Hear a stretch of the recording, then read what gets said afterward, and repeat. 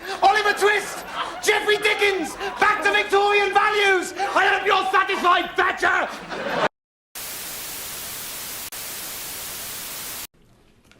This is crazy, man. This is outrageous, man. Withdraw the bill.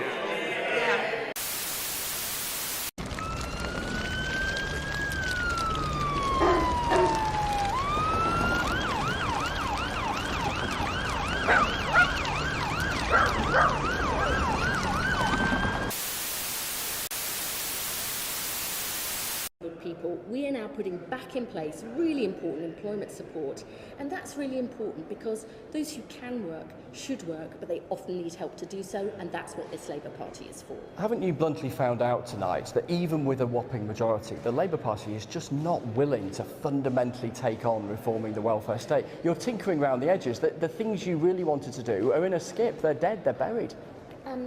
Welfare reform is always difficult because it touches on the lives of millions of people. But we need to make changes because too many people have been written off, are left to a life on benefits when being in good work is so important, not just for their living standards, but for the sense of dignity and self-respect that good work brings. And because we know good work is so good for mental health, Labour's historic mission is to get more people into good work, and that is what we're starting to deliver. Did you see that? Did you?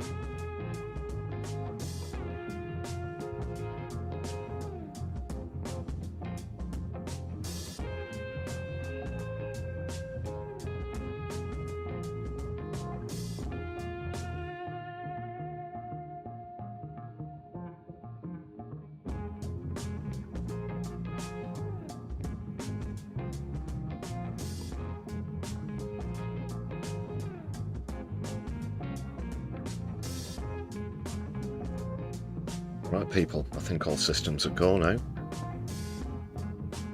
Bit of an extended introduction, that, wasn't it? Welcome to the Brews at 10.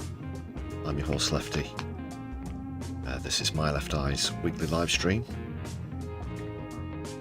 That is weekday live stream. How are you brewing?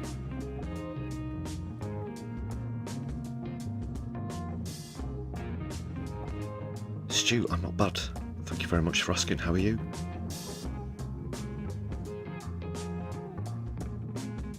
This Tuesday, a Brews Day.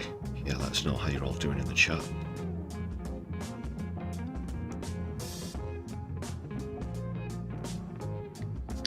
Make sure you've hit thumbs up, give us an upvote, as you enter the stream. Much appreciate that.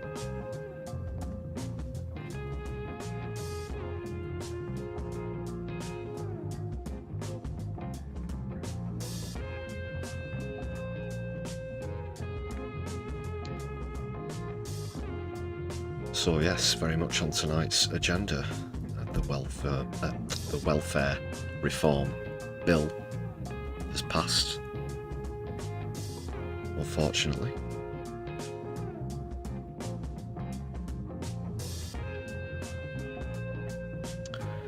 Stu, you're in Italy, so for you it's 11. 1 hour ahead.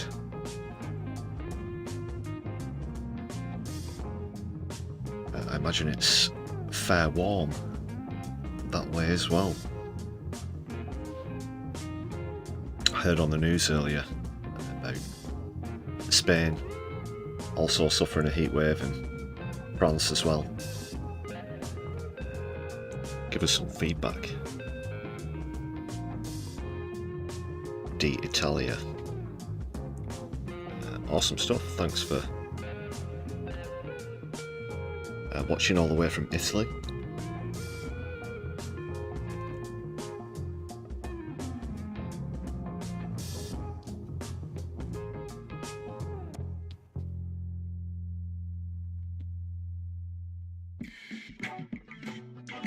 I'll not go off on a tangent about the political situation in Italy at the moment.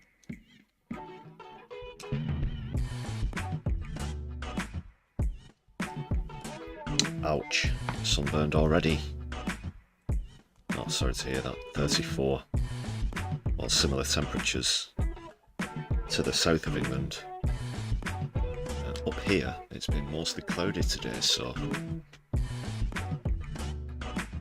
it's not been too bad. There was like a couple of minutes of rain this afternoon.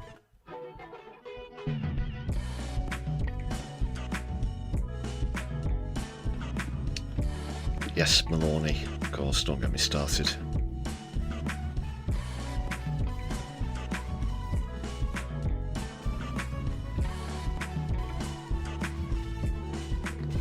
So yeah, I'm going to be talking about the welfare bill, the vote, how some MPs voted,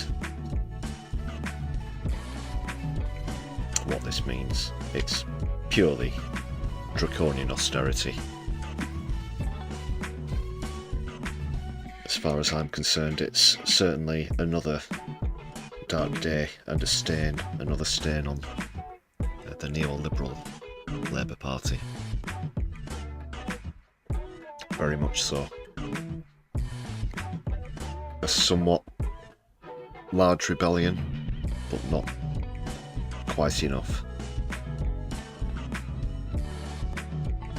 That is a Labour rebellion, so I shall speak of that as we get through the stream.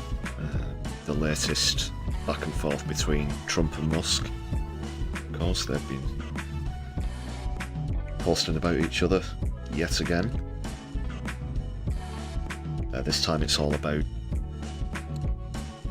well, the US budget, really, and how Trump is, for lack of a better metaphor, stepping on the gas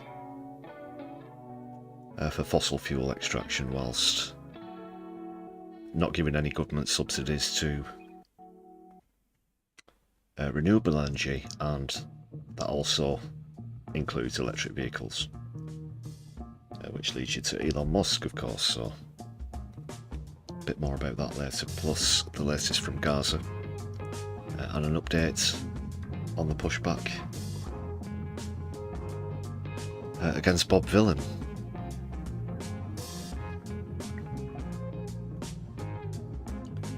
Which is just getting increasingly pathetic. Every time someone comes out to speak out against what Bob Villan said, and they make up some absolutely incredible tripe. The lowest grade tripe in the cheapest butcher in Scotland. Yeah.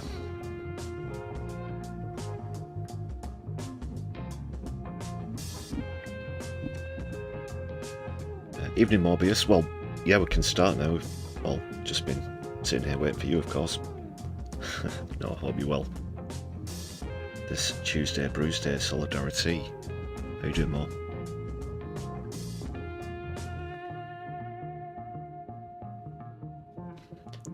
I'm going to be name checking and calling out some MPs during the stream as well around the welfare vote.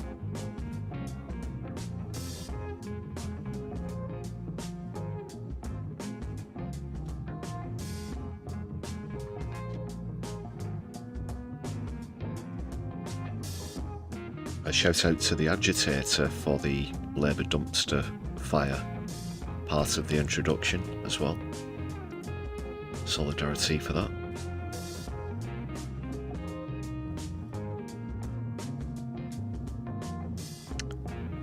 And Doc Davies is in the house, which also confirms that your names have switched back to normal now. Because I noticed yet again, after we raided yesterday, that the names reverted to the normal form. So that's good.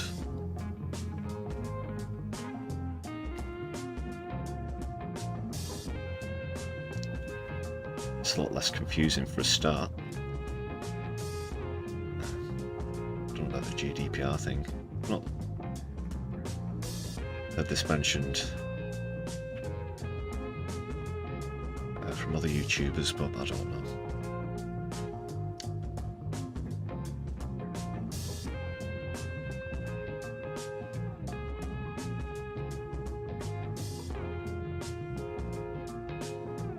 Solidari Cafe. For anyone who's just joining us, Stew's in Italy. Molto bene.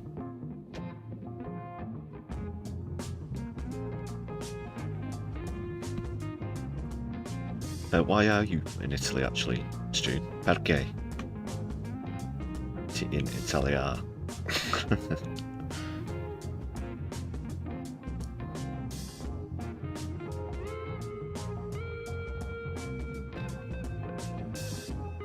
Yeah, good point, Mo. There have been some other changes as well. It's difficult to keep up sometimes. I get notifications, emails, this kind of thing, about changes in terms and conditions and stuff, but as for the features and things like this, well, the reactions button disappeared and then reappeared, didn't it? This one with the 5. I'll just press one now, the 100 one that you see going up there.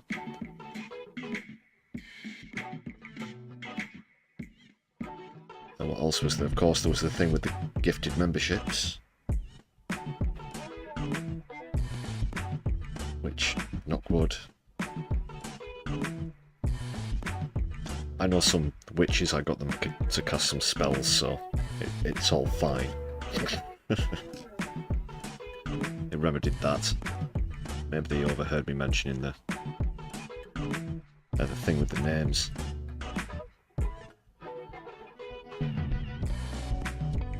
But speaking of you viewers, and you regular viewers, we're now currently on 105 members. So to everybody on this list here, thank you very much indeed for your contributions and gifted memberships and all that stuff recently. That is the preferred way to contribute to the channel. But also, if you prefer, super chats are open and super thanks if you watch about later on.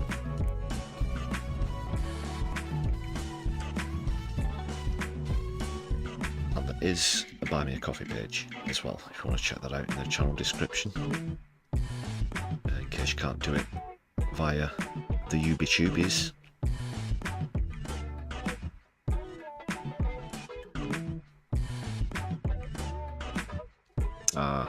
You're staying with your boyfriend and you're going back tomorrow, short visit.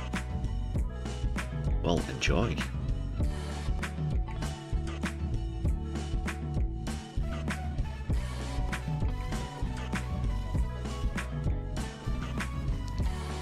Nina Sadie hitting the bullseye there, sending a gifted membership whilst the members scroll is running. Fantastic. Let's change the total, 106. Thanks very much for that. Let's show Nina some appreciation in the chat, people. Solidari-Tea.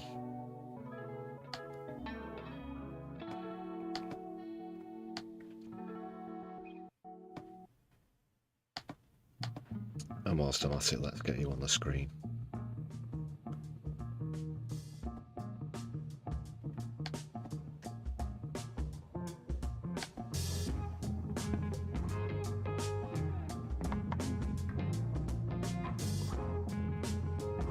There you go, we're all live. Thanks again for that, Nina Sadie.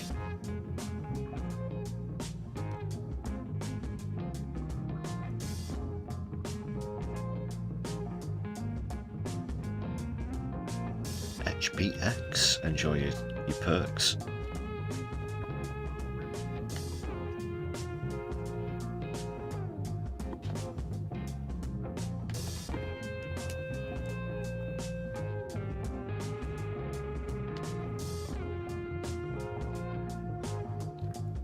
Right, people, up first, comedy clip. That is from another content provider, free plug time. It's another duo that feature regularly here on the channel for the comedy bits, the Exploding Heads. Bit of a different format from what they normally do. It's not a Colin from Portsmouth one, but it is, as always, top quality content, so get yourself over to Exploding Heads and give them a follow if you don't already. Minister, Labour have introduced a cap on immigration, tougher rules on welfare claimants, and a review of net zero targets. Aren't you Reform UK in disguise? No, absolutely not. We are Labour. We are steeped in Labour traditions. We're doing all these things compassionately. You said the other day, British jobs for British workers. That's literally a Reform slogan. Yes, but when we say it, we mean it in a Laboury way, with fairness, and with a few more regional accents thrown in. You're also promising to clamp down on woke nonsense in public institutions. Again, that's pretty similar to Reform. Yes, but look, there's a huge difference between the way we are tackling the divisive culture war distractions and the way Reform are. I mean, ours is with nuance. Ours is with committees. Theirs is just an angry WhatsApp group that accidentally printed a manifesto. You're reviewing low-traffic neighbourhoods, criticising net zero deadlines and promising to take back control of borders. Are you just adopting Reform policies because they're polling quite well? No. It shows we are listening to the voters. It's just pure coincidence that a lot of voters right now are sounding a bit reformy. You've discussed plans to force jobless people to wear high-vis jackets, even indoors? What that is we are boldly doing something about protecting the welfare system. We are visibly doing something about it.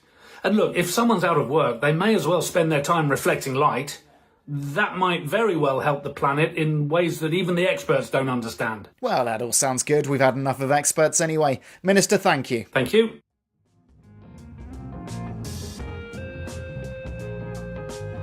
The Exploding Heads, very good, yeah, right on as well.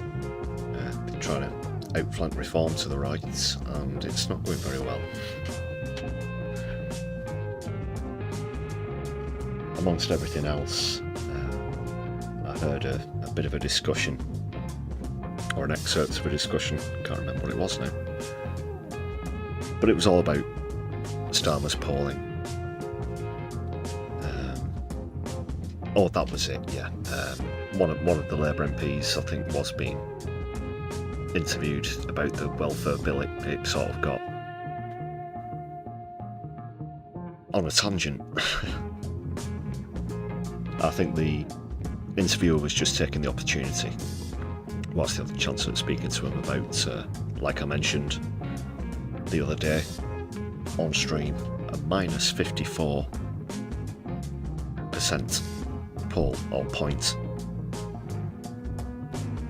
negative 54 favourability rating for Keir Starmer, which, in case you didn't know, is absolutely by far and away the very worst ever for any former Prime Minister post-World War II, I think,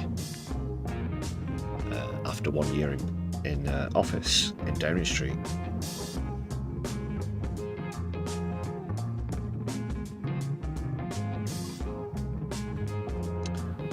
Stu, thank you very much for the gifted membership. Or should I say, grazie tanto.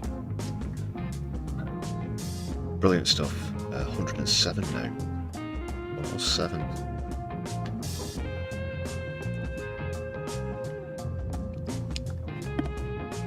Yeah, once it stays sustained over the 100 target for a while, there will be a new target as the channel continues to grow, so thank you very much for your support in helping out with that.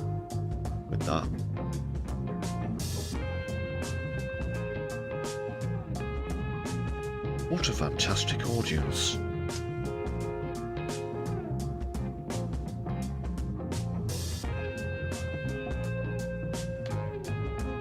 Interesting username of the recipients as well, if you're watching.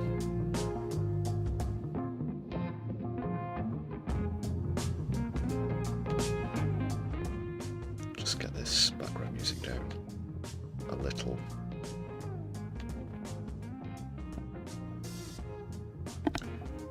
Yeah, let's get some props for the gifted memberships in the chat. Big up, big up.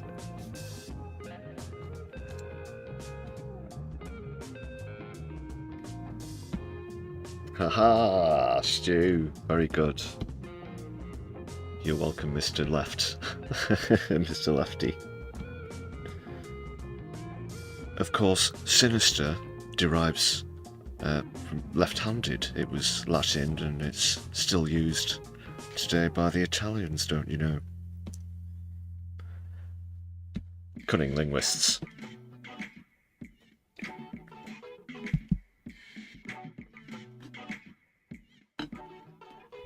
Because back then, if you were left-handed, it was seen as some sort of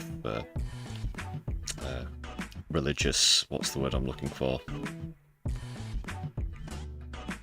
They thought you were possessed, basically, or you were a witch or something. So that's twice I've mentioned witches on the stream. It's quite bizarre.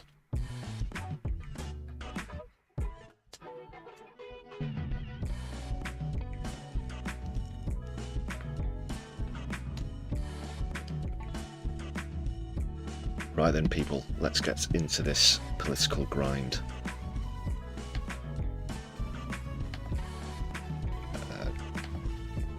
Quick skim on the latest coming in, and then I've got some clips from the debate in Parliament that I think are definitely worth a watch. And, well, we'll find out whose MPs voted which way. If you want to get a bit interactive. But if you don't know already, I'll get to the part. You can just let me know who your MP is. I've got the thing open in case you don't have the facility to do it yourselves.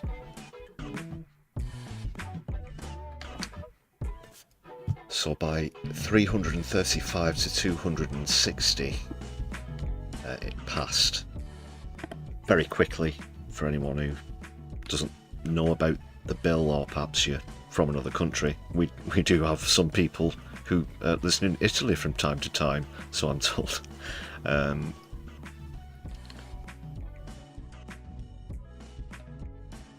No, but yeah. Where was I?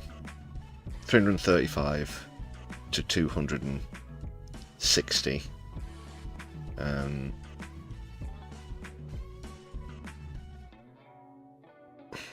Well, I'll get onto the numbers in a minute, but the essence of it is it's going to be taking away PIP, that is personal independence payments, as we say, from hundreds of thousands of people who are disabled. Some of them, and this is an important factor, are working whilst claiming PIP. Whilst the government has very much tried to run the narrative that it is an out-of-work benefit, You can strike that one off. That's 100% certified purebred bullshit.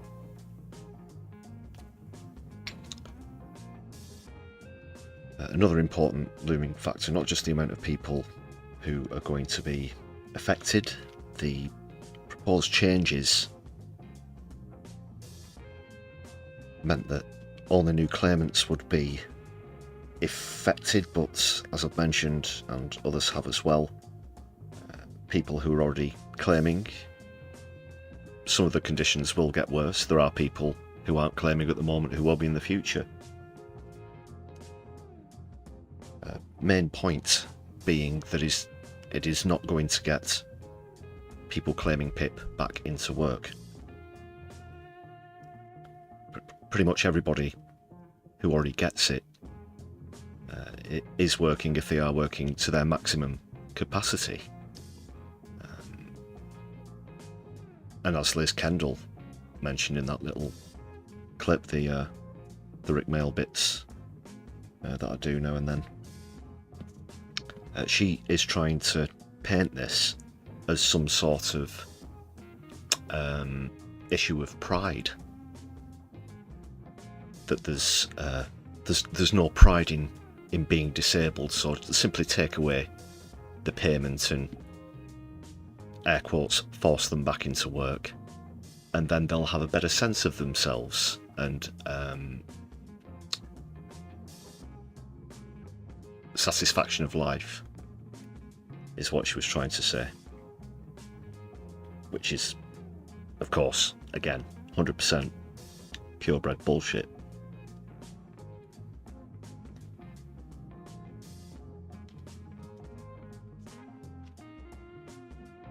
And there was a strong internal rebellion from Labour, the strongest of this government that's coming up to 1 year in power now. Well, even though it has passed, that still remains the case, but I'll get on to the sort of rebellion within Labour in a few moments. But now, yeah, just on to the numbers. The 335, when you consider the total number of MPs, is 650. It's bang on 650. So over 50% have put their name to this legislation, which reminds, Starmer's already on -54 favourability rating. Labour as a whole are tanking in the polls. I've been keeping up with some of the polls. You can take them with a pinch of salt, or whatever. But the point is, he's lost the public. They've lost the public very quickly, very severely. And this will only make that a heap worse.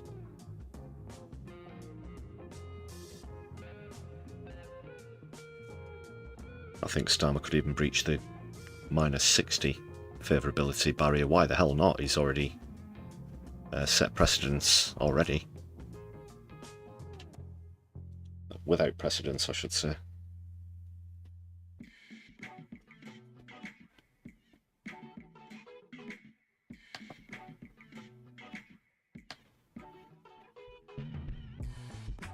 So it passed at the second reading. But I've not even got on to... The word shambles has been thrown around a lot in the interviews and things that I've seen so far, and from MPs that voted against these reforms. So it was more or less just absolutely slaughtered. The bill, they were in there all afternoon. I think a total of 26 hours was sat for this bill. Obviously not just in one day, but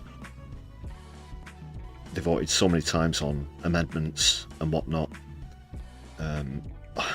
It happens so quickly. Obviously, MPs aren't given a proper chance to read through any amendments that are made. It's a very rushed job, and they have the absolute balls, as we posted earlier, to call it democracy.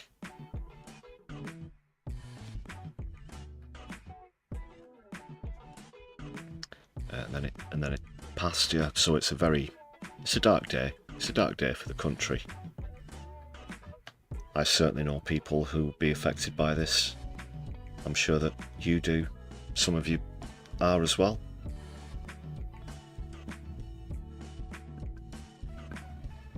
Emma Richardson, thank you very much for joining us in the chat. Nice to see you.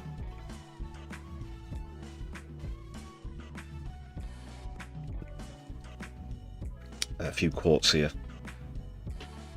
Labour rebel Richard Bergen, who we'll be hearing from in just a few moments. He said the bill could be defeated when it moves to its next common stage if the government doesn't deliver on its promises. Ding. Ed Davey told PA News that it's no way to run a country and urged the government to scrap the bill.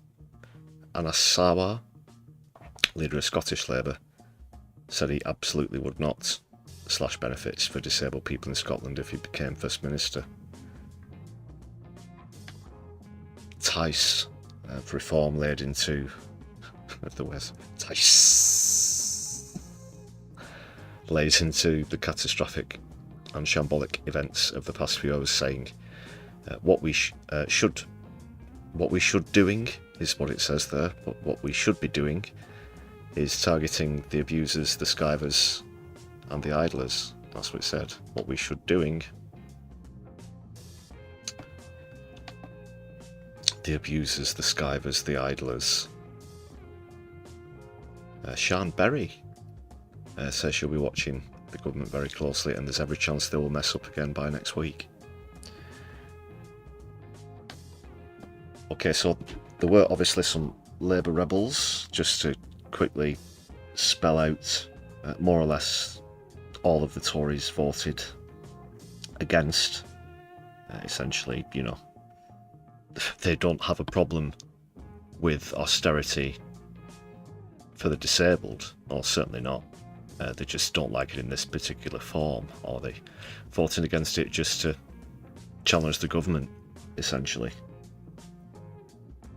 Either way, in terms of so-called political point scoring, at the moment it's like shooting fish in a barrel, or yeah. But even she keeps messing up. So all of Reform voted against as well. There were some Tories who didn't vote. Some of the 650 MPs won't have voted. For example, Sinn Féin don't vote in the Commons, but just through absence as well. Lib Dem, likewise, all voted against.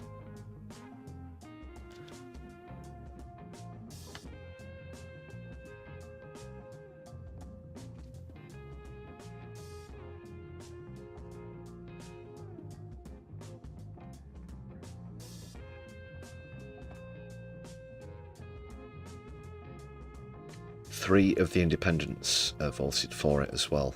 I should point it out.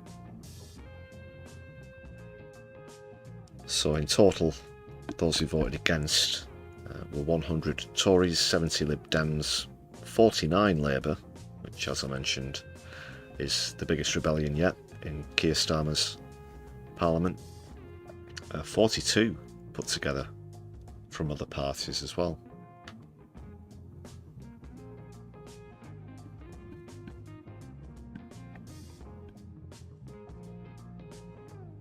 So around another 40 voting against would have swung it, would have won it. But no, people would rather have the name etched onto the fact that Keir Starmer and the UK government are completely blind to billionaires. Many of them are living tax-free and hiding the profits away from our shores. He's fine with all of that, but no. The thing that gets me is the arguments over this. The way the government has worked so hard to push this through over what is literally single-digit billions out of a 2 trillion budget, GDP, I should say.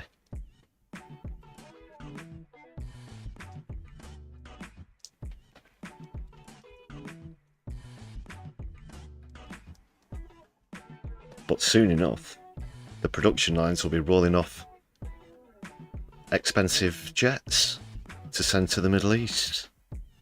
There's plenty of money for that. Oh yes, a very bold and ambitious plan there.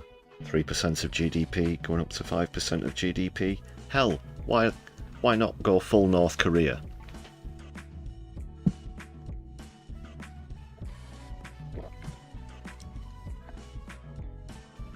Fucking hell.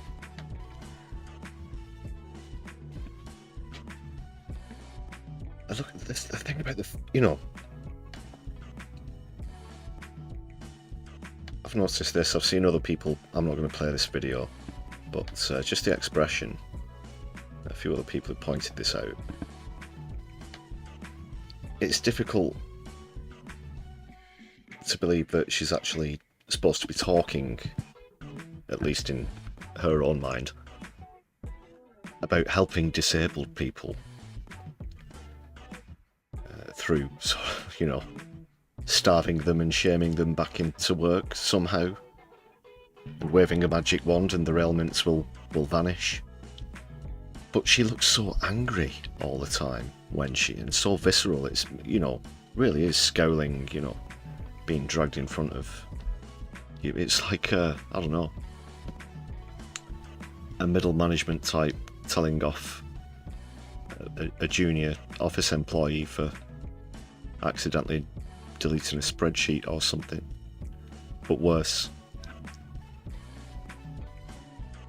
She's always just got the gritted teeth, and she shakes and moves her head like no one's business. It's pure whiplash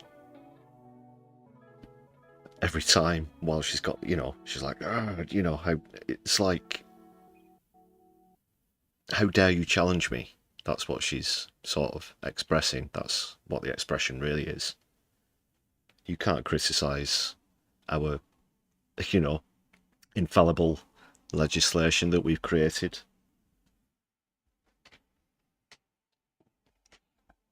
If there's one thing that really irks me, really gets me, it's when there's this kind of thing, legislation, which damages the most vulnerable in society. And through spin, or whatever you want to call it, propaganda, lies, we're supposed to believe that it'll have the opposite effect, that it's a good thing for the people who are going to be victimised by it.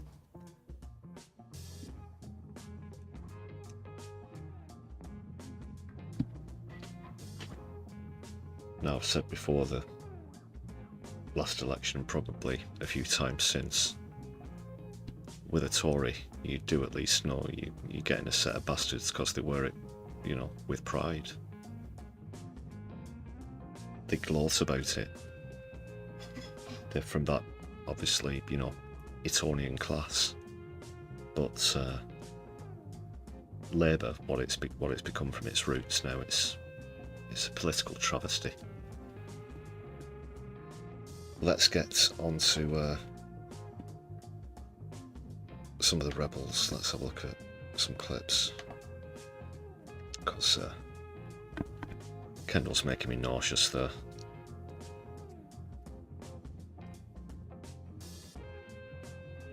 It's not just the heat.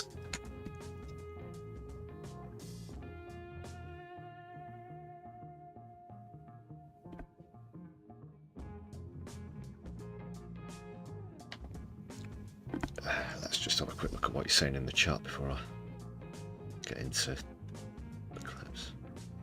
Clive, welcome to the stream. Is she the witch from the Moomins? I don't know that reference. Moore thinks that Liz Kendall's looks like she's auditioning for a role in Wicked. And she's been saying, I'll make them pay for the last 10 years. Good point, in it. Yeah, it's similar to Rachel Reeves in that regard.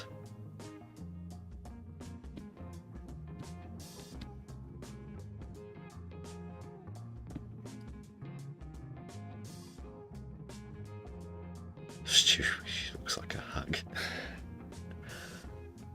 What do you mean looks like? Yeah, a magic money tree for war. True. If ever a true word was spoken.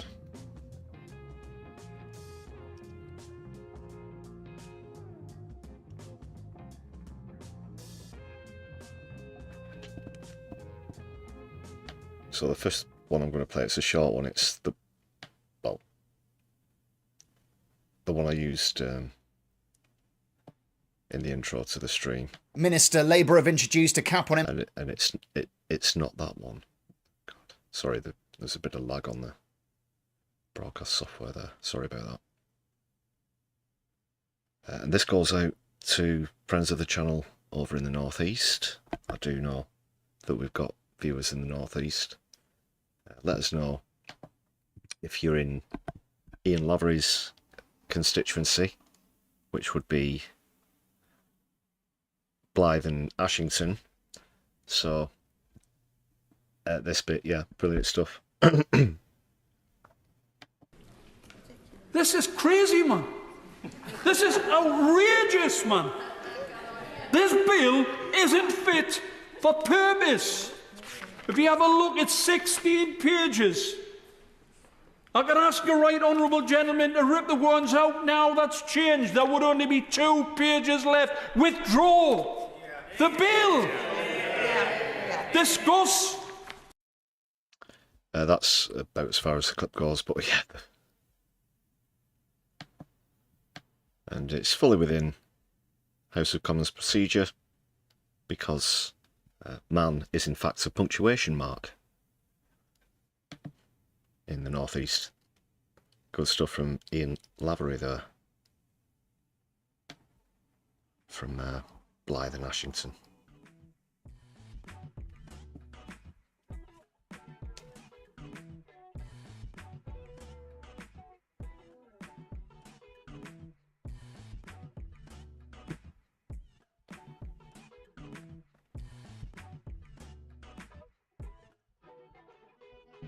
Alright, up next,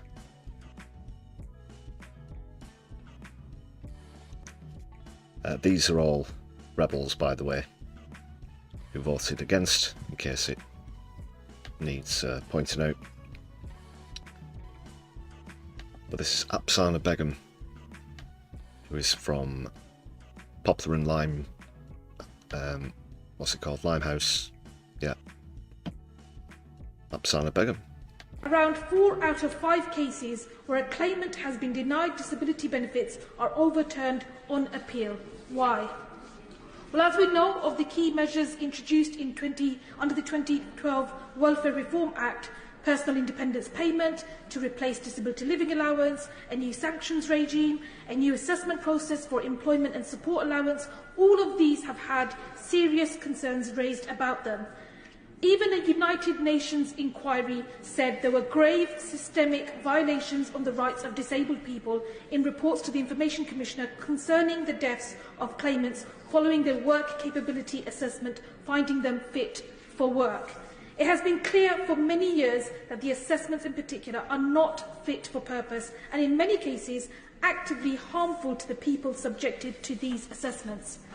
In some cases, a decision not to award APIP has been overturned by a tribunal after it had taken account of medical evidence from doctors about the claimant's condition that had been ignored by officials during the initial assessment. I am too conscious that each of the many thousands of incorrect decisions about what support a disabled person should be getting causes real suffering to that person and to their family and friends. In particular, I support the growing calls for an independent inquiry investigating why claimant deaths are happening and for the scale of such deaths to be properly understood.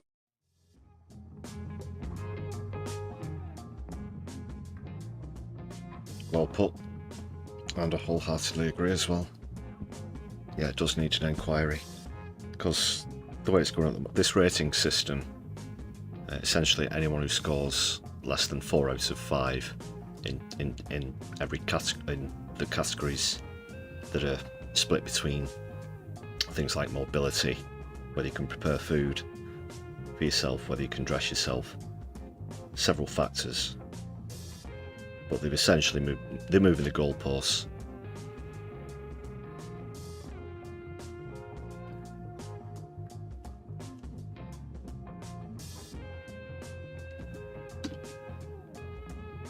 And the way that they're doing it is by unfair assessment.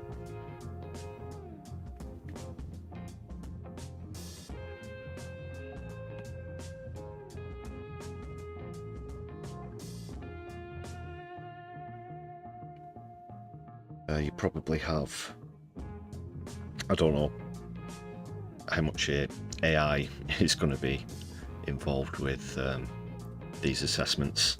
If they are all reviewed manually, that is by a human being, then they're either under strict instruction to, you know, should we say, meet certain quotas.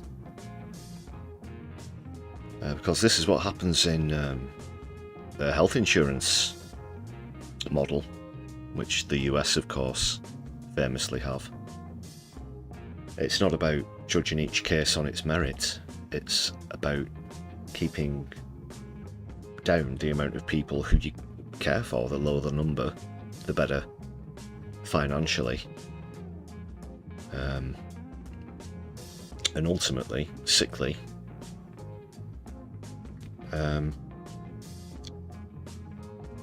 People who are disabled is good, is their way of thinking. It's beyond comprehension, because there is no logic in it other than greed, obviously. So now, in this case,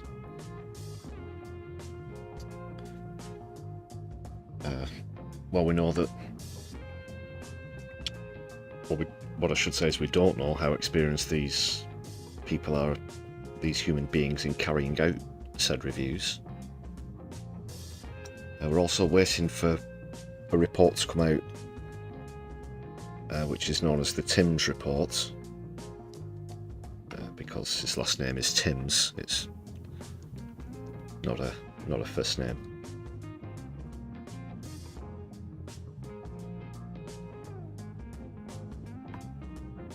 Because they can't get away with this, really. It says a lot about the sort of society that Keir Starmer wants to create, and I really don't like what appears to be coming ahead. So that was Apsana Begum from Poplar and Limehouse. Moving on now. This is another great one. This is Richard Bergen.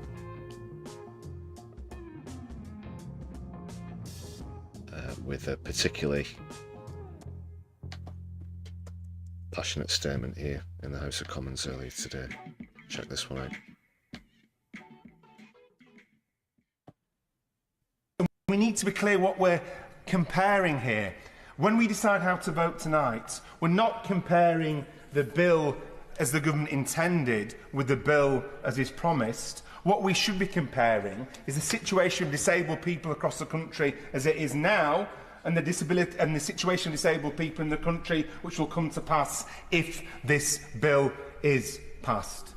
And this bill, which was brought, whatever the narrative, to save billions of pounds, still, with these concessions, cuts billions of pounds from disability support. No government, and no Labour government, should seek to balance the books on the backs of disabled people. That's not what any of us in the Labour family, left, centre or right of the party, came into politics to do, and that's why so many people are so uneasy about this. My honourable friend, the member for South Shields, spoke very clearly earlier from her experience. She regretted not voting against the Conservatives' welfare bill back in 2015. And I'd urge all colleagues to listen very carefully to what she said, because the truth is, this matter doesn't end when the voting lobby closes tonight. This matter will come back to haunt Labour MPs in their constituency surgeries Friday after Friday after Friday, up to and including the day of the next general election. And people will ask, why on earth did you vote for these cuts? Or why on earth did you sit in your hands and not do that? I think it's really notable that 138 disabled people's organisations are pleading with Labour MPs to vote for the honourable member for York Central's reasoned amendment and vote against this bill. 138 disabled people's organisations. And I know that the whips can make compelling arguments. I know the front bench can make compelling arguments. But for me, the real compelling argument has been made outside this chamber from 138 disabled people's organisations. And it was very telling that the Secretary of State, when asked yesterday by my honourable friend from Liverpool to name one disabled person's organisation that supports this disability benefits cuts bill, couldn't name one, because there isn't one. I honestly believe that any Labour MP who votes for this bill tonight or sits in their hands, I think that vote will hang like an albatross around their necks. I understand that some colleagues will feel they have to vote for disability benefit cuts out of party loyalty, but there's also other types of loyalty in addition to that. Loyalty to our consciences, loyalty to our party's values, loyalty to our disabled constituents, loyalty to those who are really struggling and come to see their MP, people like myself on about £90,000 a year, and ask them for help. I don't want to be in my constituency advice surgery saying to them, you know that you've got a problem and you're really in a difficult situation, well, that's because of the way I voted. So I urge MPs to have the democratic dignity that comes today with voting with their conscience and voting to give disabled people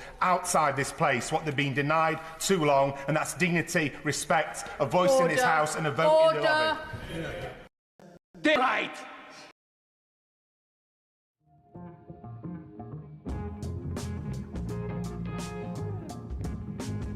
Very well said, Richard Bergen of Leeds East, Norby.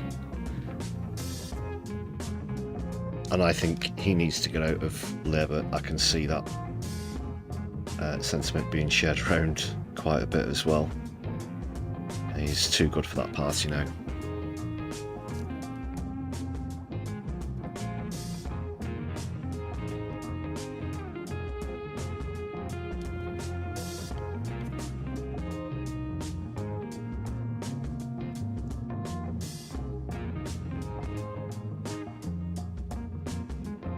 There were some, excuse me, who wanted to sort of hang on and hope that they could internally sway the Labour Party back the right way, but the writing surely now is on the wall.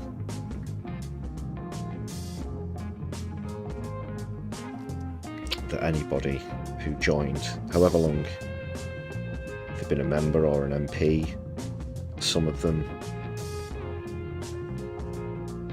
most of their lives, they have to realise it's nowhere near its democratic socialist principles at the moment. I don't believe it will ever go back, and I mean that purely realistically.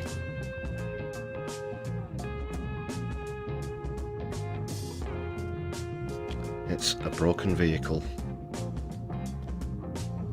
with tyres made of Zionism.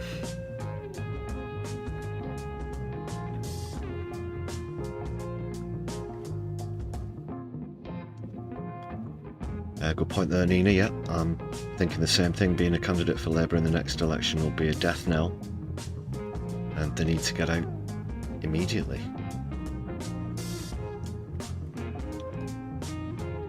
I was responding to a comment on one of the channel's videos earlier.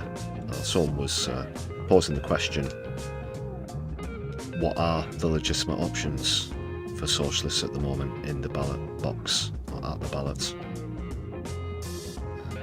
And I said, as I always have and always will, here on My Left Eye, socialist grassroots parties, socialist independents and the Greens, who soon looks set to be led by Zach Polanski, who is waving the Democratic Socialist flag pretty well at the moment, I've got to say, not being a member of the party. But I have voted for the Green Party in the past, at a local and national level.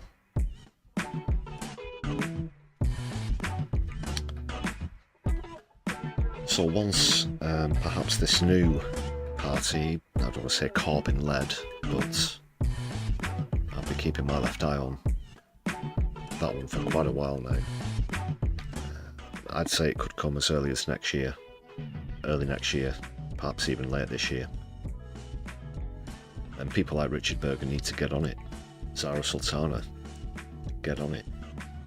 John McDonnell, get on it. Apsana Begum, get on it.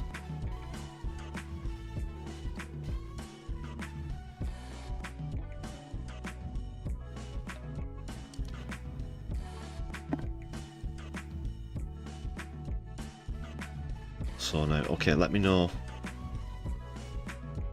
which constituency you're in the chat. I'll pick a few out and we'll take a look how your MP voted.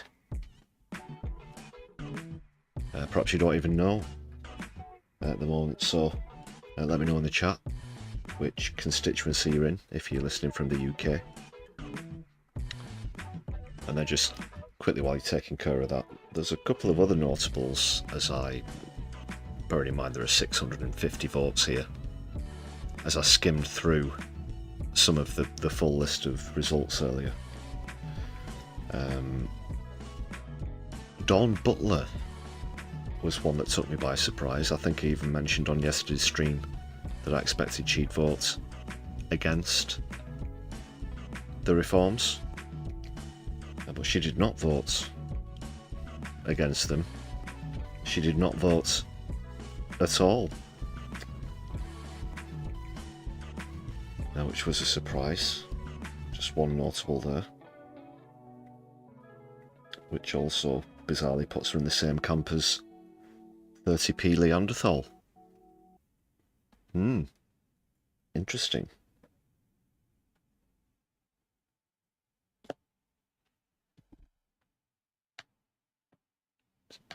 Let's bring the music back.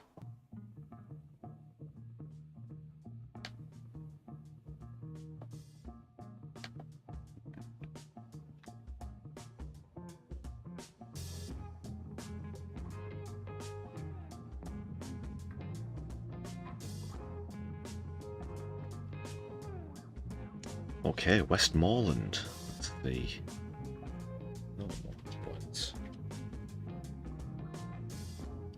Tim Farron, that is. Westmoreland and Lonsdale Liberal Democrats. He voted against, as I think every Lib Dem who voted did, as well as every Reform MP and Tory. Dan Jarvis, Barnsley North. Okay, let's take a look.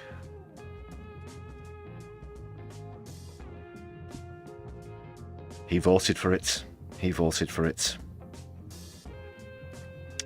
He did. He's in that camp.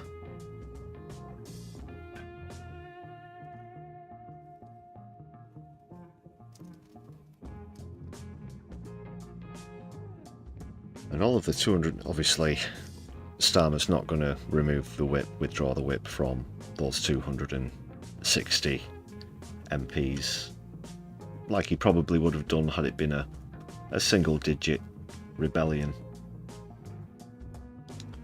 And all they've done is voted with the of the conscience.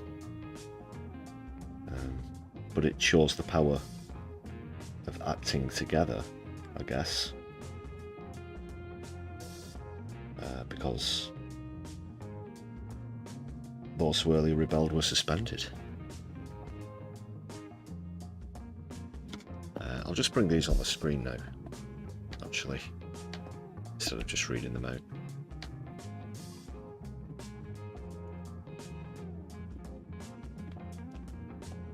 Oh, 1 second, people.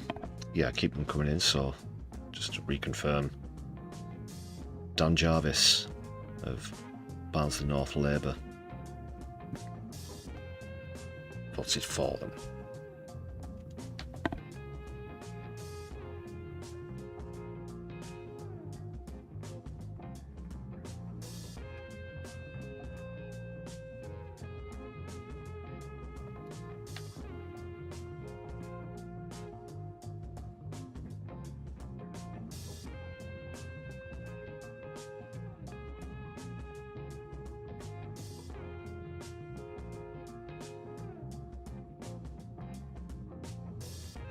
Okay, anyone else? Any other takers if you want to find out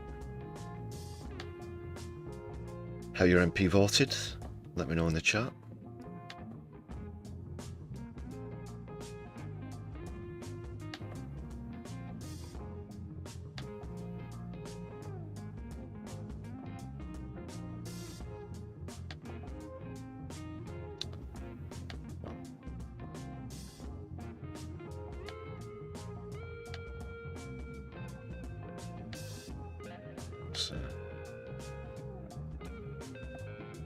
Too big for the screen. Yeah.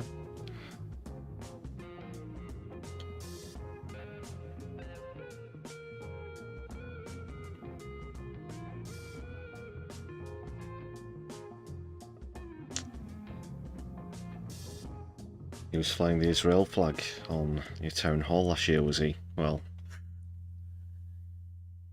enough said. Enough said. I can't say I'm that familiar with Dan Jarvis.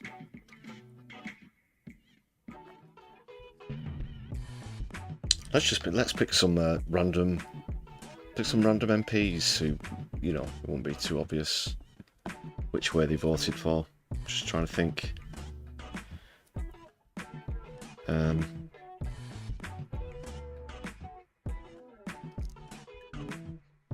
Of any of the Labour rebels that might have missed. There is a full sort of. There's a thing there you can. Oh yeah, Shock at Adam, of course, the Independent, Leicester South. One who, God, barely gets any airtime, does he? Compared to Jonathan Ashworth, who he booted out.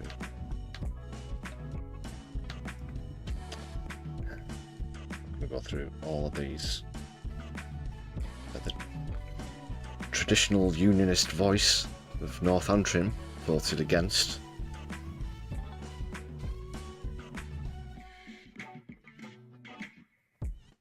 Yeah, there's just confirmation that the Anderson did not vote. That's one of the ones I noticed earlier. Thornbury, that's a good one, that's a good suggestion. They're in alphabetical order, let's... Where did Emily Thornbury? Islington South and Finsbury. She voted for them, of course. Look at that, you know. Look at that face. That's the face you make when you condemn hundreds of thousands of disabled people to poverty.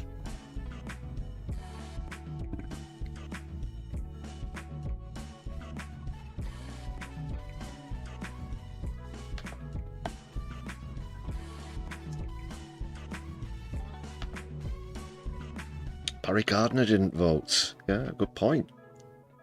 Another abstainee. Barry Gardner. I would have thought that. Similar to Dawn Butler.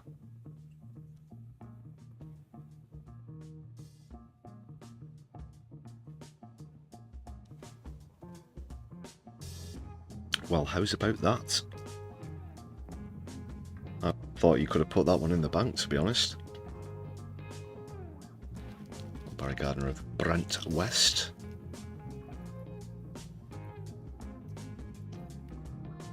Should point out, as the P.O.V do here, it could be on constituency or ministerial business.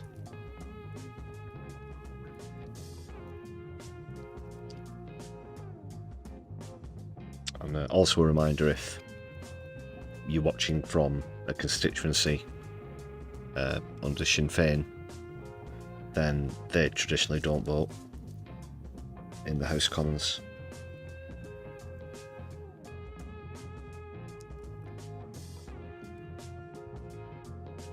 It's Brian, yeah, good idea.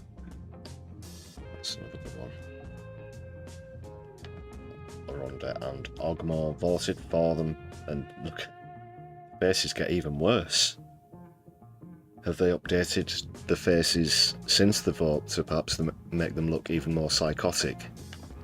Look at that one.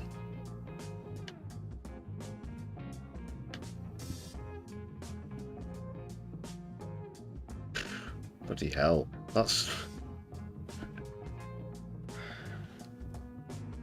like he's just revealed to you that he's the one making the breathing anonymous phone calls, or that's been leaving random weird shit outside your doorstep and stuff.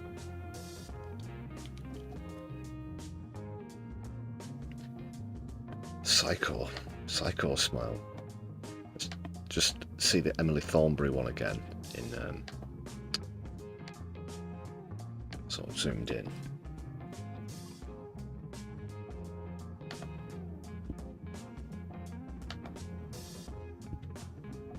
Like, ha ha ha.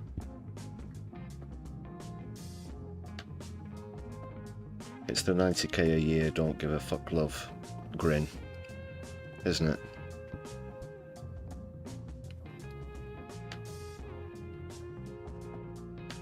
It's the go voting, then go shopping smirk.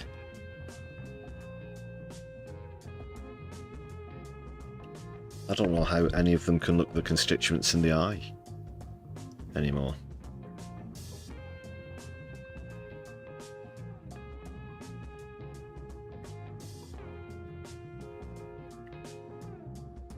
Nina, yeah, it was John McDonnell said that, wasn't it? He said he would swim through vomit to be able to vote against it.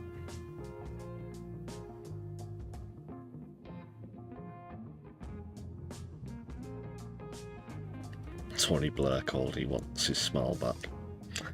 Yeah. Good observation.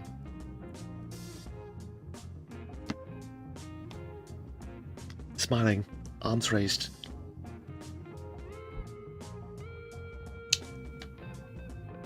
Slick Tony. Any other suggestions?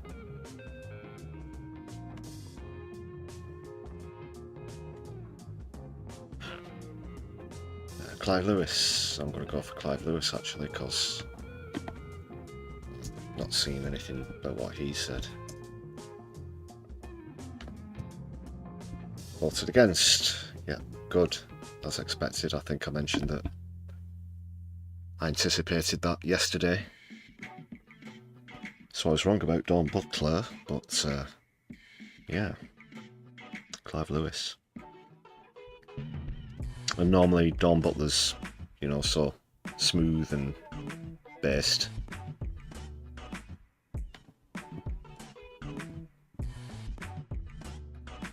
Again, Clive Lewis, get out of the party, you know. Is it Stockholm Syndrome at this point? Or they're just so institutionalised?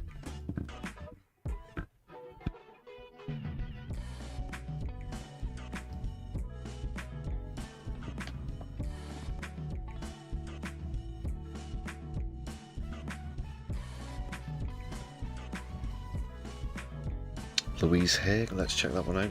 Just bring that back up.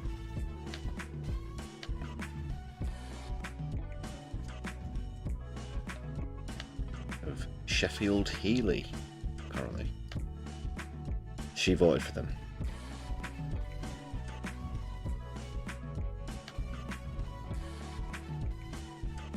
So yeah, I hope they bin her off. But don't go and vote Reform, Sheffield, Healy, or anywhere else. For God's sake. Let's just... We're so bad at voting, aren't we, as a country? It just really is unbelievable.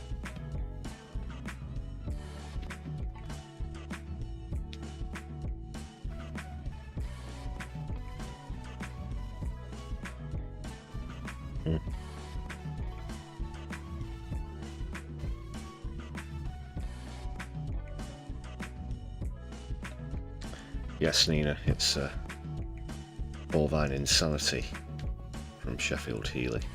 Well, thanks for your suggestions. If you want to let us know in the comments, if you're watching back later, what you think of your MP's vote. They'll probably still have that on the P.O.V website or other places you can check it out. I'll be moving on in just a moment. I'm just going to grab a quick drink, people. I'll be right back in a few short moments.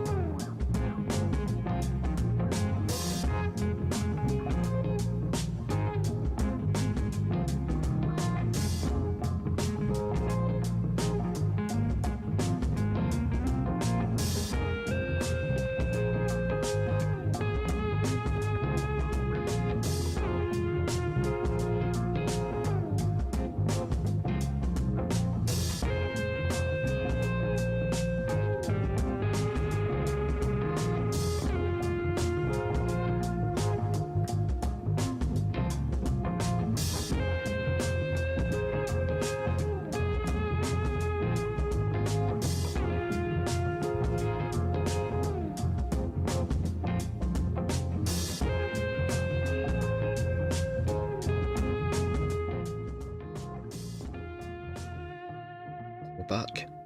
Appreciate your patience there.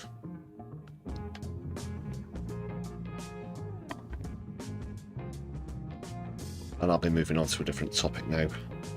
Let us know in the comments what you think about that overall as well. But we're quickly going stateside. We need to be clear what we're... sorry. Well, he's right, that was worth playing again, at least briefly.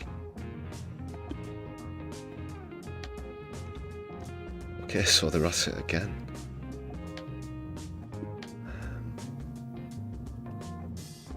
So this is on Truth Social. You won't find My Left Eye there. You'll find us on Blue Sky at My Left Eye UK, also Twitter and Mastodon. But he says, this is,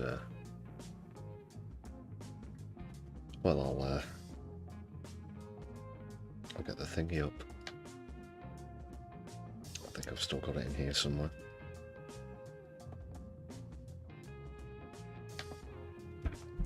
It's batshit crazy corner time once again. So let's see what's happening. Tweeted probably in the middle of the night in some sort of drug-induced semi-slumber. Elon Musk knew long before he so strongly endorsed me for president that I was strongly against electric vehicle mandate. It is ridiculous and was always a major part of my campaign. Electric cars are fine, but not everyone should be forced to own one. Elon may get more subsidy than any human being in history by far, and without subsidies, Elon would probably have to close up shop and head back home to South Africa. No more rocket launches, satellites or electric car production in our country would save a fortune in capitals. He does... Actually, he's not used them that much in this post, but finishes on perhaps we should have Doge take a good hard look at this. Big money to be saved. that would be a very typical Donald Trump move to use the department that Musk used to head to cut his own subsidies. I certainly wouldn't put that past him. He mentioned this as soon as they had the initial falling out, of course.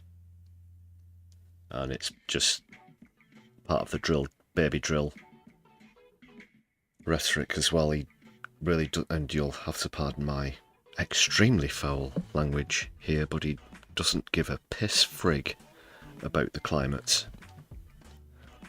So, grab your popcorn, I guess. It's back on.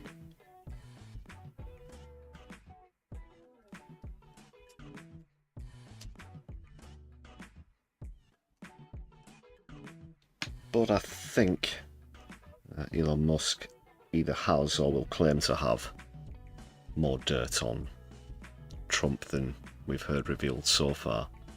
You know, the Epstein files thing wasn't a great shock to anyone, was it? Certainly not me. But Tesla's stock has dipped 7%, I think, today. About 7% in lieu of this. Now,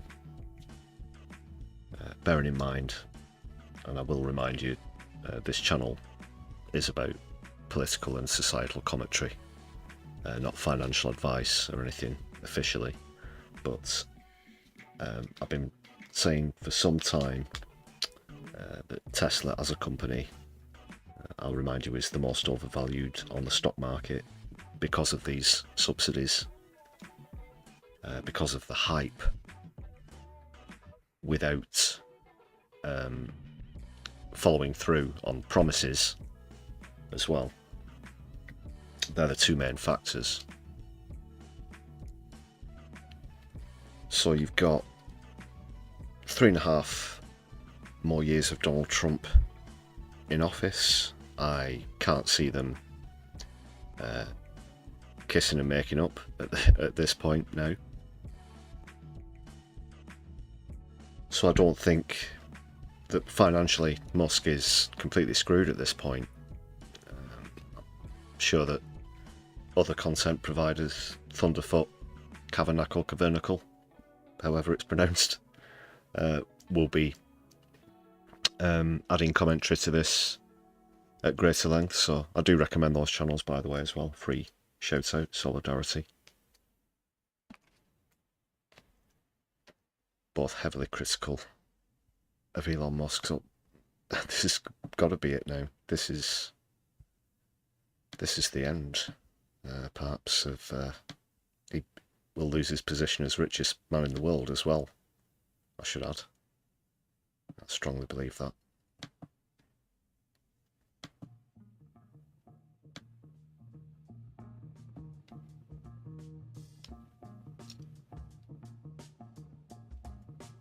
So yeah, not financial advice, but I'm sure there are plenty of people out there shorting everything that is short selling, betting against on the stock market, everything that Elon Musk touches at the moment, whether it's Tesla, SpaceX, whatever he's coming up with.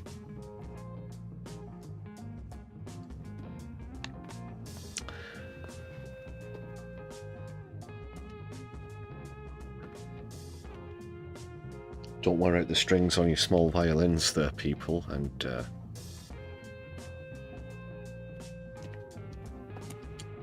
just let me know. Just let me know how you're dealing with that news, with poor billionaires. We've got Nicola Curtin in the chat. How goes it? Solidarity this Tuesday Brews Day.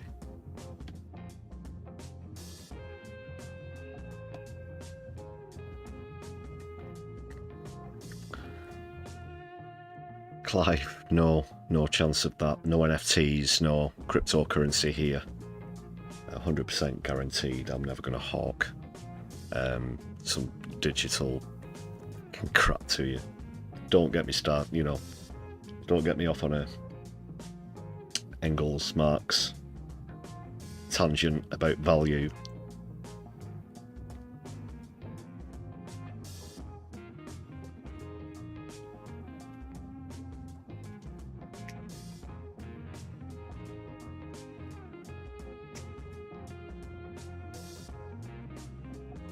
Lefty coin. Well, Trump's doing one, or he's already done one. What was the other one I heard?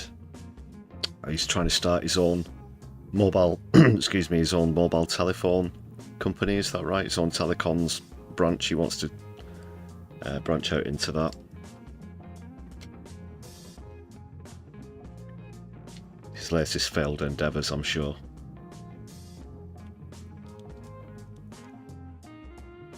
Like the hotels, the, what was it, steakhouses, everything he ever puts his name to.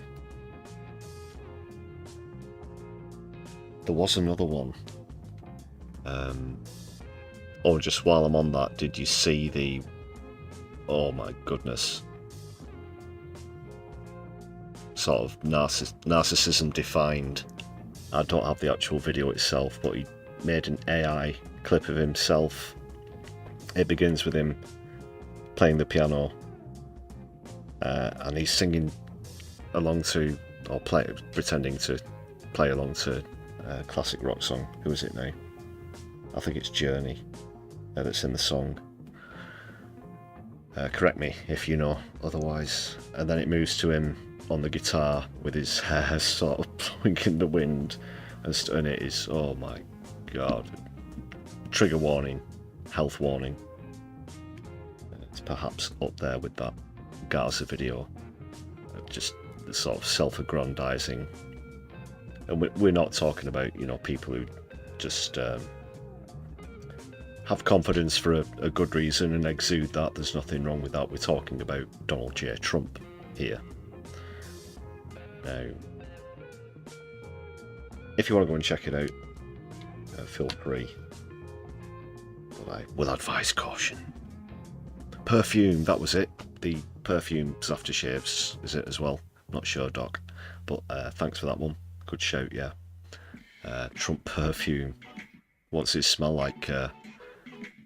Probably fucking KFC and colostomy bags. I'm not making fun of the incontinent or anyone who uses ostomy. You know, just taking a cheap shot at Trump. I want to point that out.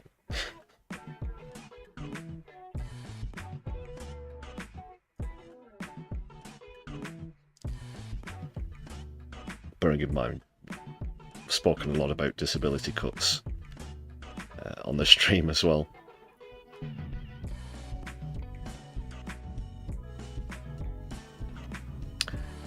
Yeah, he's going to be hawking that out of the back of his... Oh, that was the thing I wanted to mention as well. Sorry, I went on a semi-tangent.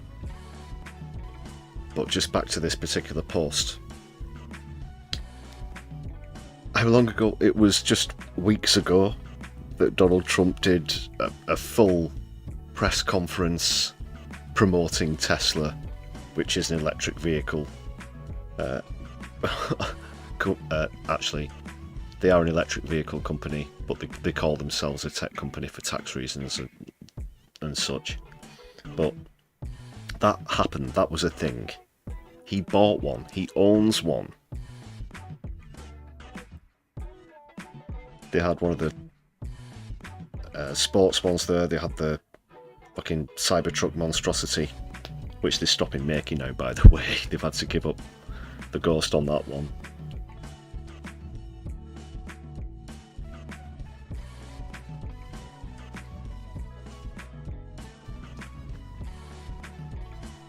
Genie bottle, Trump smells like hell. Well, I hope you've never gotten close enough to find out in person, but I'm sure he does. Yeah, just sort of KFC mixed with BO, gingivitis, a dash of it, throwing a bit of that, probably.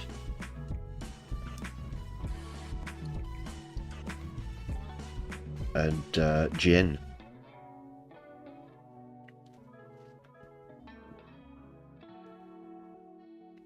The fuck. I don't know whether to hope or hope that it isn't being marketed as Ode to Trump, because that means something particularly different in the United Kingdom. Let's say it's something that you want to avoid when you're in a lift or an elevator.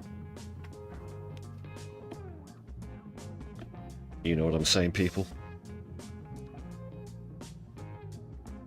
Correct, Clive. Yep, that's what it means.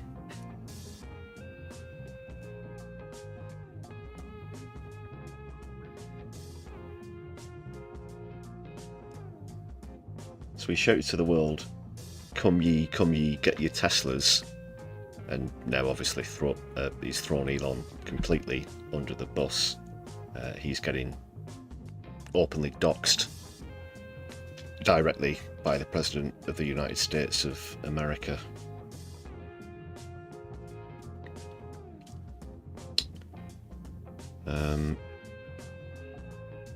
We'll see how far Musk can get on his product's own merits at this point, which should be interesting to find out.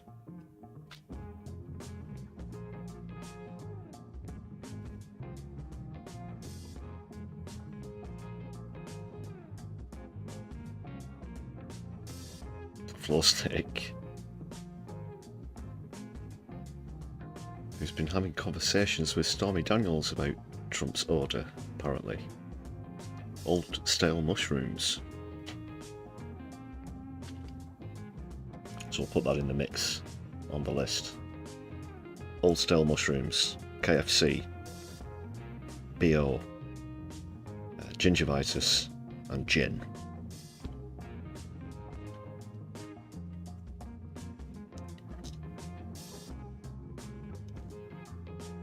Available in all soon-to-be bankrupt outlets.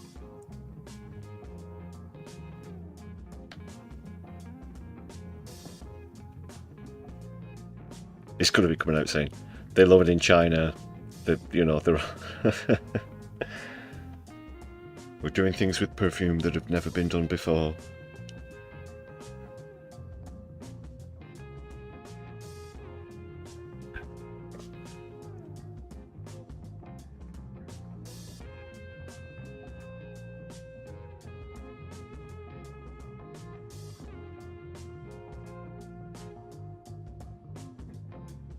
Got Odin Allfather in the chat as well. How you doing? How you brewing?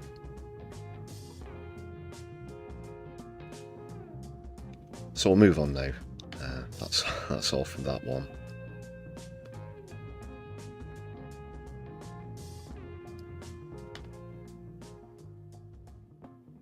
So yeah, quickly moving on into kind of a bit of a protest segment. Now, starting with Bob Villan's response. They've actually put out a statement now concerning all of this fuss. This overreaching, hyperbolic, knee-jerk reaction that's coming from politicians, mainstream media, Israel embassy, and so on.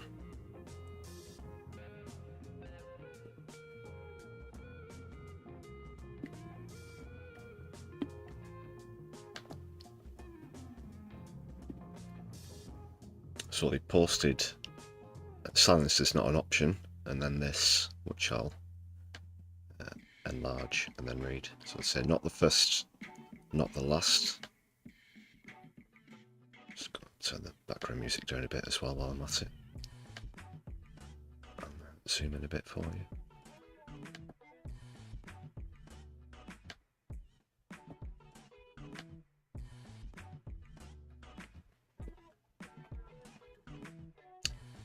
So it says, today a good many people would have you believe a punk band is the #1 threat to world peace. Last week it was a Palestine pressure group, that's Palestine Action he's referring to, of course. The week before that it was another band, that's Kneecap, again of course.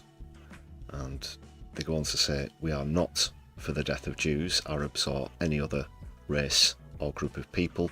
We are for the dismantling of a violent military machine, a machine whose own soldiers were told to use unnecessary lethal force against innocent civilians waiting for aid, a machine that has destroyed much of Gaza. We, like those in the spotlight before us, are not the story. We are a distraction from the story, and whatever sanctions we receive will be a distraction. The government does not want us to ask why they remain silent in the face of this atrocity, to ask why they aren't doing more to stop the killing and to feed the starving. The more time they talk about Bob Dylan, the less time they spend answering for their own criminal inaction. We are being targeted for speaking up. We are not the first, we will not be the last, and if you care for the sanctity of human life and freedom of speech, we urge you to speak up to Free Palestine. Really well said. Yeah, they've now become the distraction. Don't look at what's happening in these queues for aid in Gaza. Don't look at what's happening in the West Bank. Look at this punk band, because they said a thing. As though, again, to reiterate, just how up in arms they are over something that has great precedent. It's not as though any musicians have ever said anything to similar effects before. Literally and politically.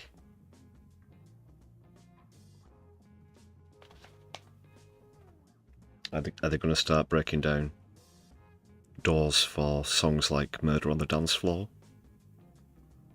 Or Live and Let Die?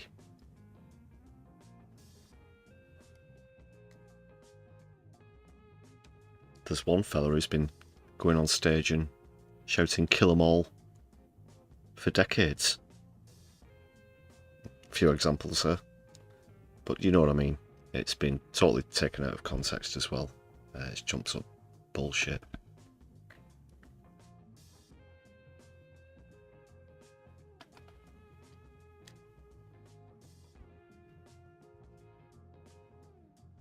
And a senior rabbi came out earlier and expects people to not know the difference between an army and a religion yet again.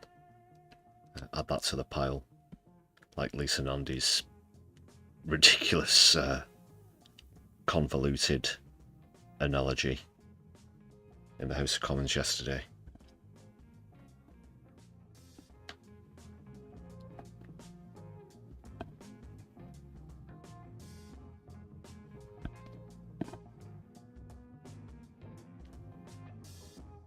So I'm sure they've got a strong resolve.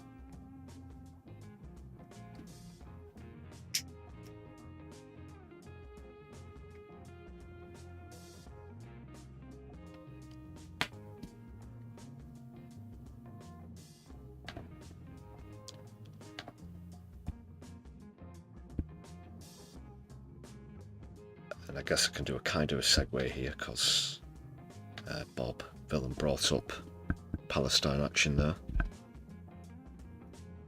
and rightly so, and yeah,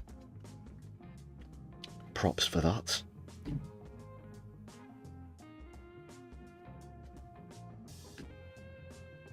So they've been staging, even during all this upcoming prescribement, which will apparently come into effect on Monday, they've still been protesting.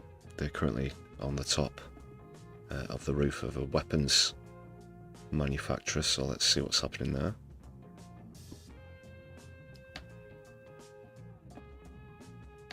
At 12 hours, I think. Well, it'll be more now. Maybe going on 18.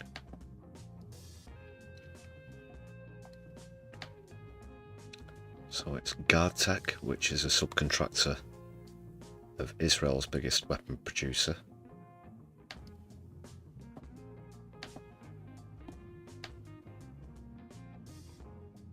You can see that better there.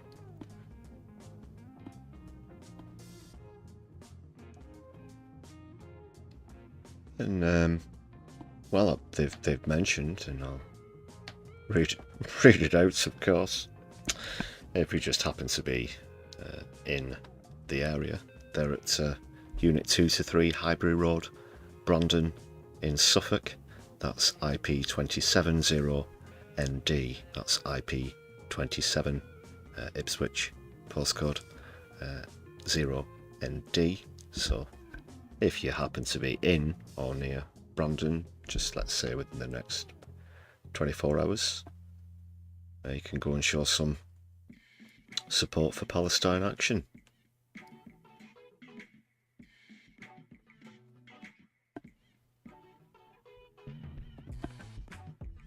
Who are still officially unprescribed. As it, you know, it seems really stupid just to say it as a terrorist organisation. Absolutely not. Criminal damage, yes, and they'll own up to that.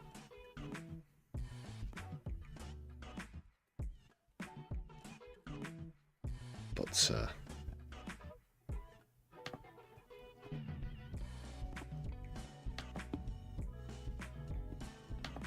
mostly bullshit. Just while I'm on the topic of Palestine protests, another plug I just want to do for while taking part in London. That's this coming Saturday. So you can get down to Mornington Crescent, NW12JA at noon, if you want to go and march on Starmer's turf calling for no seat for genocidal enablers. That's with Camden Friends of Palestine, who are not currently being prescribed at time of broadcast, fortunately.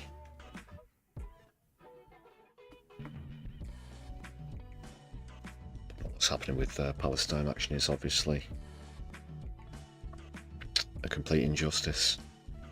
Again, it's no democracy whatsoever when things like this can be allowed to happen. I'm sure that would be brought up at this march on Saturday.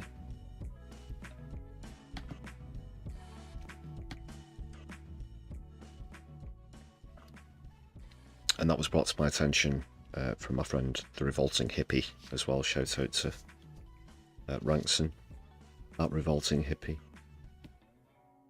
a seasoned protester himself, and certainly worth a follow on social media. I know him through JSO, and speaking of which, JSO have also through the last few years highlighted great injustices that are happening in Africa, things such as the East Africa Crude Oil Pipeline, or ECOP as it's known, but there are also other, well, how best can you put it, atrocities. These people are having everything stolen from them in Democratic Republic of Congo, and we're going to hear from one campaigner about how that's benefiting some of the biggest companies in the world, similar to the oil pipeline that's going all the way through Africa, causing great devastation, and at the same time obviously contributing towards the climate crisis. What is happening in the DRC is not a tribal war. What we are seeing in the DRC is a deliberate global structure that extracts wealth from the Congo and leaves behind only devastation and suffering. One of the comments I get the most when speaking about the DRC or doing public engagements about the DRC is that it's complicated and that there are so many factors at play that it's hard to understand what is actually happening in the DRC. But I'm here to tell you today that it's not that complicated. It really isn't that hard. What we are seeing in the DRC is imperialism 101. And by imperialism, I mean the ongoing system where powerful countries and corporations exploit other nations for profit. In the Congo, that means looting natural resources like cobalt, coltan, uranium at the expense of Congolese lives, their own sovereignty and their stability. Countries like the US, the UK, Italy have deep vested interest in the ongoing humanitarian crisis and destabilization that is happening in the DRC. Companies like Apple, Tesla, Glencore, all have supply chains that have been linked to illegal mining of minerals and resources in the DRC. Now, these minerals are essential for our smartphones, our laptops, our electric cars, and basically the tech that we use every day. So what is happening in the DRC is not a tribal war. What we are seeing in the DRC is a deliberate global structure that extracts wealth from the Congo and leaves behind only devastation and suffering. Colonialism didn't end. It just evolved through trade deals, military support, and corporate greed. So no, what is happening in the DRC is not complicated. It's simply imperialism 101, and we need to call it what it is.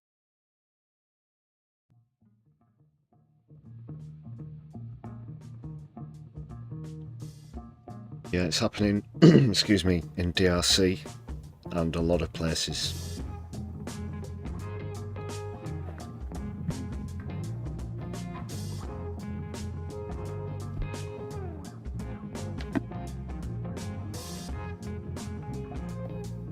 Just completely stripped of natural resources for the benefit of the wealthy, for the benefit of the rich Western capitalists.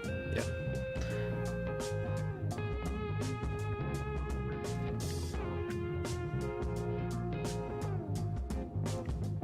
So that was really good. Unfortunately, I'm not sure who that was, otherwise I'd give credit.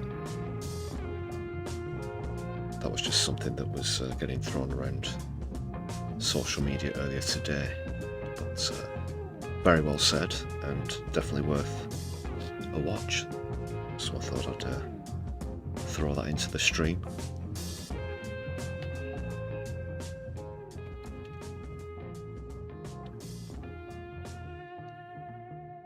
And a small homegrown comedy interlude now for people who like a hot tasty beverage with the music.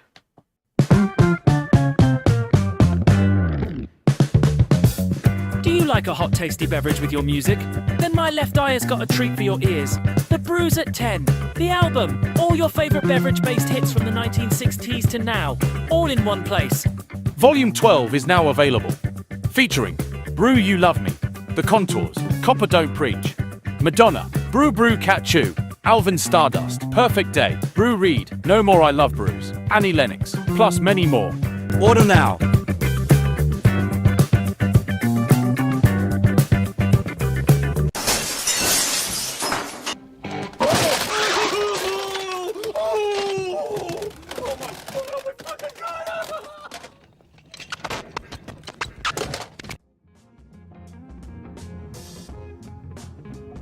Thanks again for all your suggestions. That was volume 12 of The Brews at 10, the album.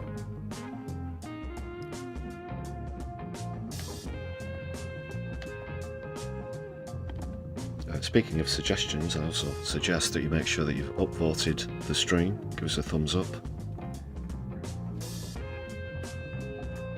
That would be awesome.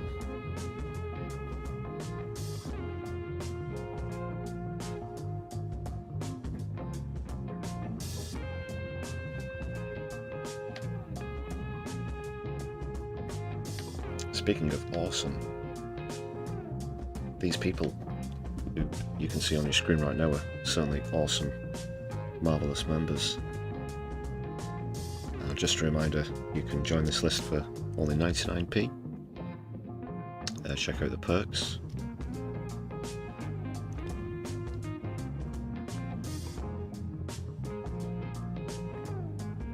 Up to 107 members now. Wonderful.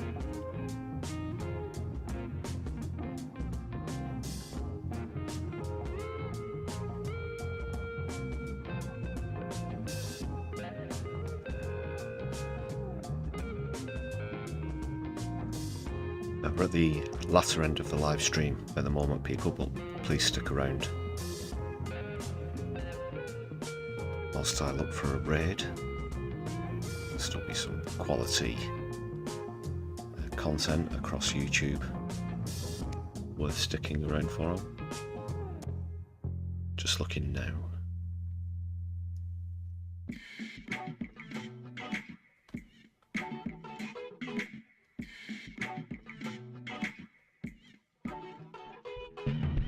Okay, I think thanks once again, all the members. And I think that we're going to raid into No Justice. We did Kev on last night's stream, so let's go for No Justice this time around.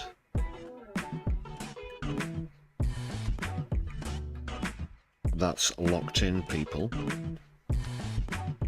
So yeah, I know a lot of you watching at the moment are No Justice fans, but if not, make sure that you hit thumbs up and subscribe and get over there. Great political commentary and analysis. You might recognise Helena, the host, from Navarra, as well. A few appearances on there and such. So let's show some solidarity when we get over there and hit those buttons, people. Right. I think I've just about done all of the formalities before I bring it to a close. Thanks for watching though. You've been fantastic. I've been your host Lefty. Take care, my left eye. We'll be seeing you soon. Free Palestine and power to the people. Good night. See you at No Justice. Stick around.